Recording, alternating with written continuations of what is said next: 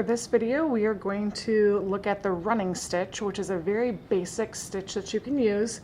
You typically use it to sew at least 2 layers of fabric together. It is pretty secure, it's pretty easy, but there are gaps in between, so it's not the most secure. So depending on what you're trying to sew, this might not be the top type of stitch you want to use, but it's a pretty basic stitch.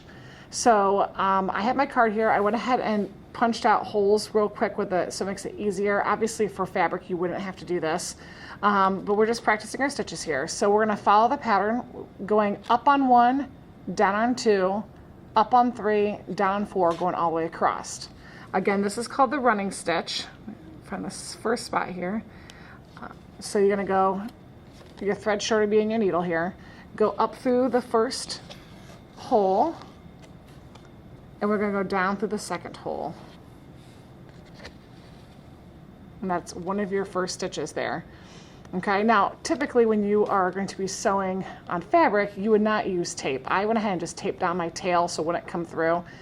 Depending on the type of stitch you're using, sometimes you can kind of catch that tail and like the back side of your stitches. Like for cross stitching, for example, would be a good example of that. Other times you might tie like a small little knot, but for our paper, we're just going to kind of tape it down to get that secured.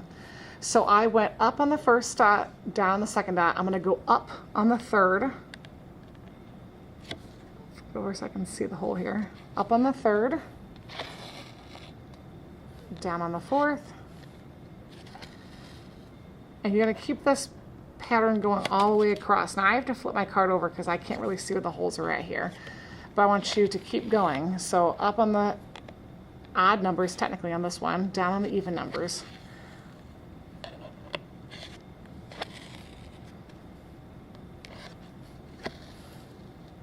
Just like that.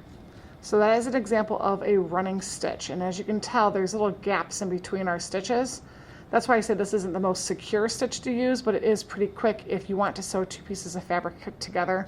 And you do not have to have stitches as wide as what's on the card. This is just to kind of show you what a running stitch is. You can make your stitches as short or as long as you need to depending on your project.